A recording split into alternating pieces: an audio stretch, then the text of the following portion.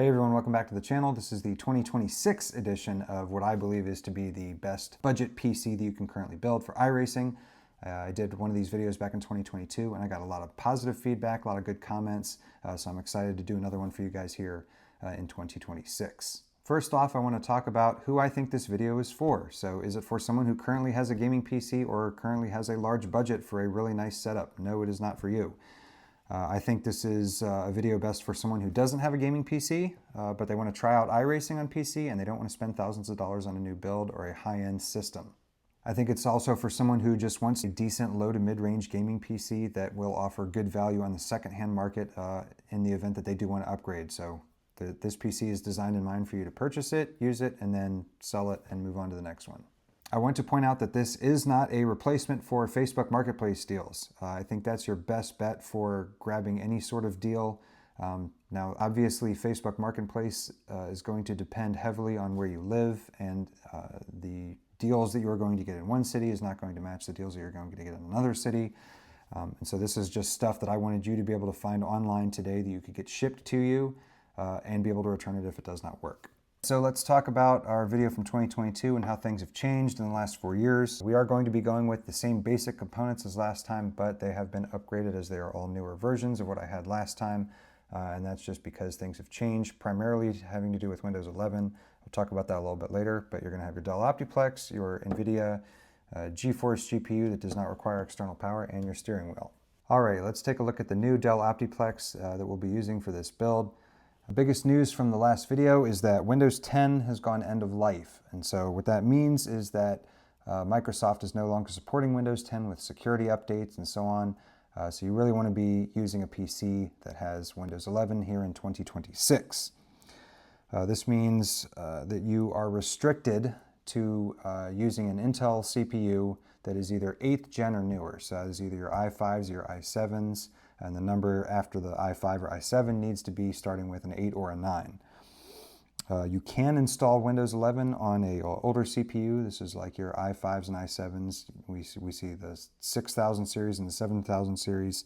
There is some manual work to be done during the installation process, and Microsoft does not support updates on those processors, so I would just skip it and just go with an 8th gen or newer. This particular model is a Optiplex 3060. It has a i5 8500, so that is your 8th gen or newer, and this is just your middle of the range i5 that is plenty fine for gaming. If you had more computing intensive tasks, you could go with an i7, but I think an i5 8500 or a i5 9500 should be what you're shooting for here. I would avoid the i3 processors. I think that for the money, you just should go ahead and get an i5. Yeah, your PC has to have 16 gigabytes of RAM. That is the minimum required to run iRacing here in 2026. So I would not even look at anything that has 8 gigs of RAM. You could, but then you have to go search for RAM on your own. You'll have to find one that matches the same specs as what's in there. And I think Optiplexes that have 16 gigabytes of RAM already are pretty easy to find. So just shoot for 16 gigs of RAM. A 256 gigabyte solid state drive is usually the drive that comes with these computers, and that is plenty sufficient for both the operating system and iRacing. It's going to limit other games.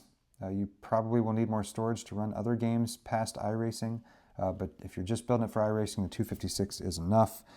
If you want to buy a secondary hard drive, you can get a 512 gigabyte solid state drive for around $90 here in mid-26. They used to be a lot cheaper, but storage and RAM has just gotten out of hand, and it's really hard to find good deals in those departments. You always want to buy a mid-tower. So you want to avoid the small form factor Dells. I'll show a picture here on the screen of what the small form factor is. So you just want to stick with the mid-tower. The reason for that is that the small form factors have significantly less room for a GPU, and so that's going to limit your options. The smaller, lower profile GPUs are typically harder to find and more expensive, so I would just stick with the mid-tower. As before in 2022, these don't really come with Wi-Fi. Most of them are office computers that were designed to be plugged in full time, and so they typically just have an Ethernet jack in the back and there's nothing there for Wi-Fi. You have a couple of options. Before I had recommended the USB Wi-Fi adapters that you just plug into a USB port. I've typically found those to be, over the last couple of years, a little unreliable. So what I did with this one and what I recommend is there is a smaller M2 port on the motherboard, and you can purchase a kit off of Amazon for about 25 bucks that has antennas here that connect to the M2 port, and there's a Wi-Fi card there, and it will offer Wi-Fi 6 and Bluetooth. So that is a good deal for 25 bucks and easily turns this into something that you can use anywhere in the house, which would be good. Now, what is the cost of this PC? So typically I see these for around $170, and that's including the i5 or an i7. You want your 16 gigs of RAM and your 256 gigabyte solid state drive. You can find deals if you hunt around for them or if you wait for certain ones to pop up. I personally purchased this computer for $106. That was a really good deal. All right, so let's talk about the GPU that is going to go into our Optiplex. This is the RTX 3050 6 gigabyte model. The 6 gigabyte one is the one you have to buy because it does not require external power. It just plugs right into the computer and runs right off the motherboard. This GPU was released in 2024. It's been a game changer for those who want a GPU that doesn't require external power. With these Optiplexes, the power supplies are proprietary, so it is very expensive and difficult to upgrade them, so I suggest just sticking with the power supply that comes with the computer. The last GPU that we used in the 2022 build was a 1050 Ti that we purchased for about 150 bucks. This GPU in 2026, the 3056 gig, is about 70% better than the 1050 Ti, so it is a significant improvement. It's about 35% better than the 1650, which was the card that it kind of replaced. And the relative performance compared to a 1660 is about 8%, so it's only about 8% slower than a 1660, which up until a few years ago, that was a really good video card. So the advancements they've made in these low power GPUs has been pretty impressive over the last couple of years. So the 3056 gig is the one you're going to want to use.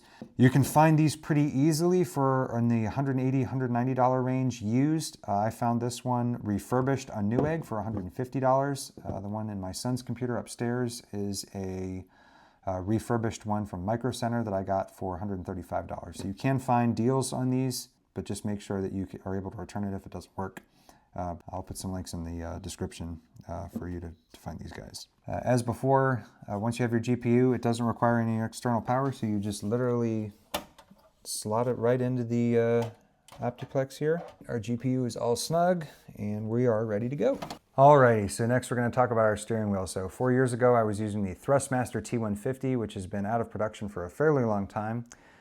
I have not been particularly impressed with any of Thrustmaster's entry-level steering wheels in the last couple of years, so we are choosing in 2026 the Logitech G29 or G920 as our wheel of choice for the budget iRacing PC. So a little bit at the Logitech G29, it doesn't need any introduction. Price-wise, you can find these pretty much all the time on Amazon for about 190 bucks if you want to get a slightly used one. They're actually on sale right now for $200 brand new. I believe that was when I picked this one up.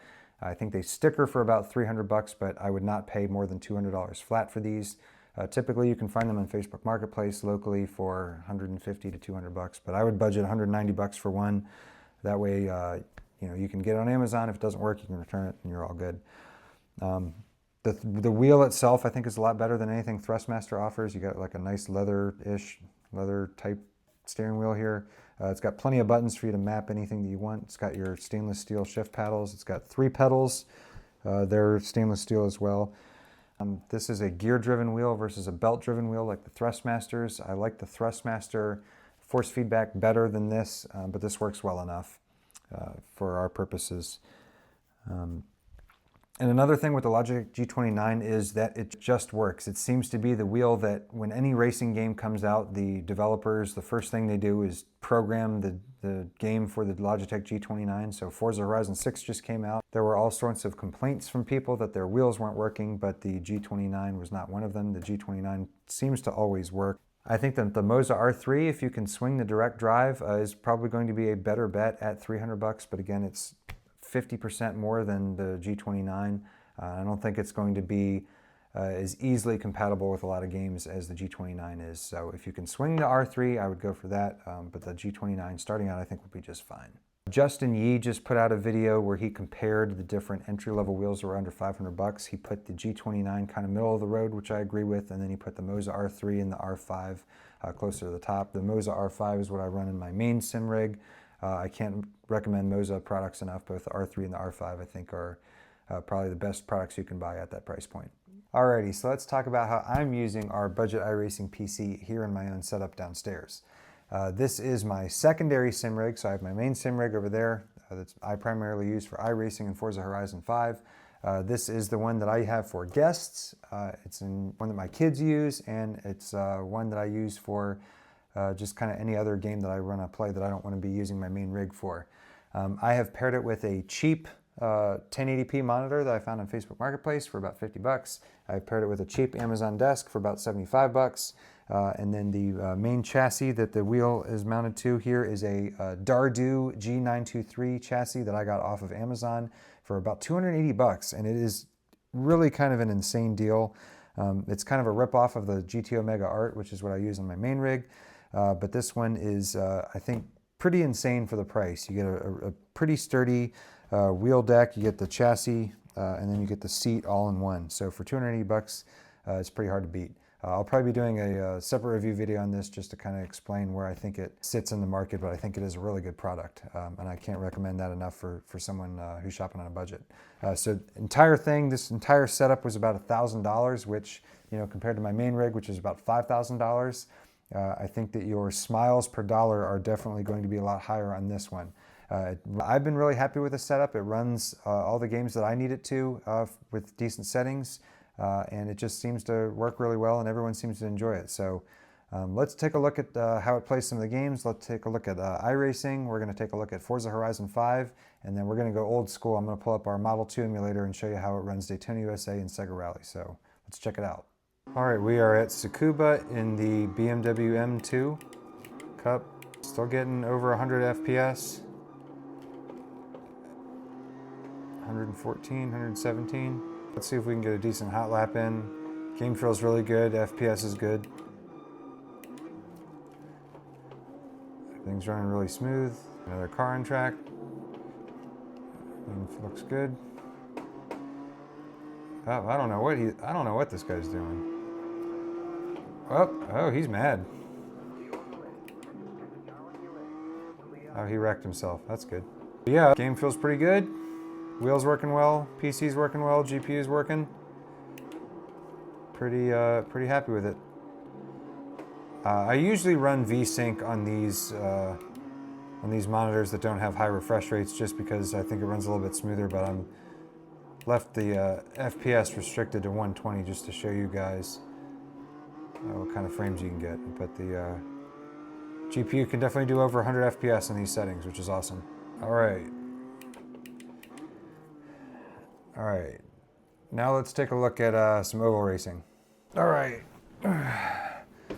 we're here at Daytona in the NASCAR trucks. Let's see how it runs. Still over 100 FPS. The game's running really smooth, feels really good.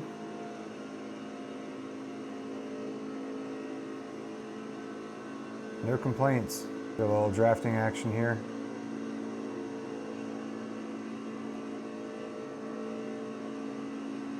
This actually feels really good. Let's get up on this guy here.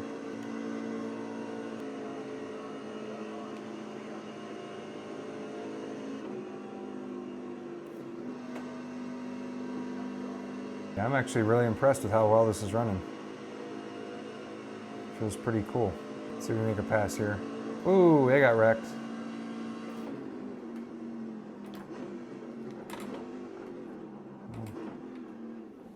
All right, well, I would say that's a success. All right, let's do a little bit of Forza Horizon action here.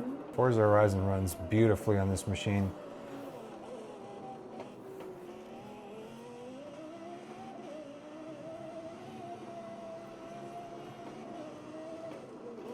All right, let's see where we're going here. We can go this way. The lighting's great, graphics are great, frame rate's good.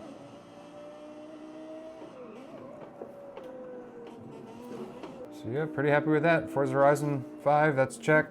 6 is going to be a check too, because it is also optimized for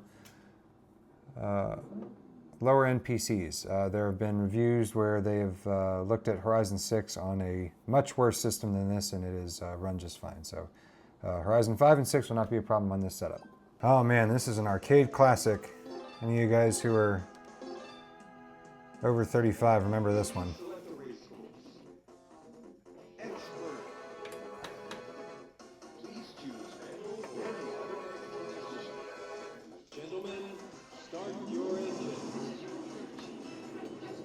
Absolutely never gets old.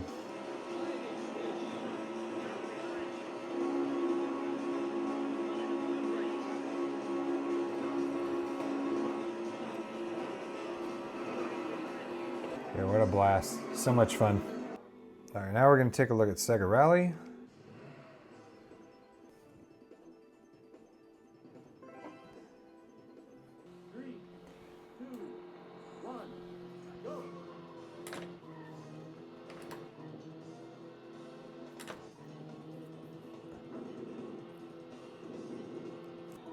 I used to play this on my Sega Saturn back in the day.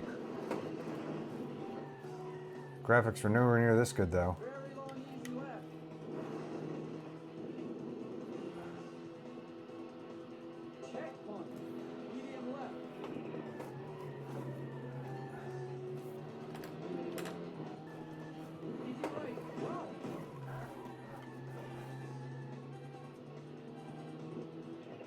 Oh, so close to finishing. So cool, so much fun. Alrighty, well that about wraps things up here. In conclusion, just when you're shopping for a sim racing setup, whether you're on the low end or the high end, I would just buy what you can afford. More money does not necessarily mean better. I think that you can get just as much enjoyment out of a low-end sim rig as you can a high-end sim rig. It just depends on what you're looking for and what your budget is. I wanted to give you a low cost of entry option that you could easily put together, easily start running iRacing, Forza Horizon, any other game that you really wanted to play. And you could either enjoy it for many years to come, or if you want to scratch that sim racing itch and move forward, that you can sell these components pretty easily and upgrade as you go. But I think on the low end, the Dell Optiplex continues to be a solid buy 4 years later. The formula really hasn't changed. And I just think they're really fantastic machines for what you buy. And you're reducing e-waste by buying these machines because they're something that would probably just end up in a landfill otherwise. And so we're giving them a second life here as a budget sim rig. I would love to hear about your budget sim rigs and racing PC setups. So if you have an idea or something that I haven't touched on, please drop a comment below. And I think that's about it. I hope to see you all in the next video. Thanks again.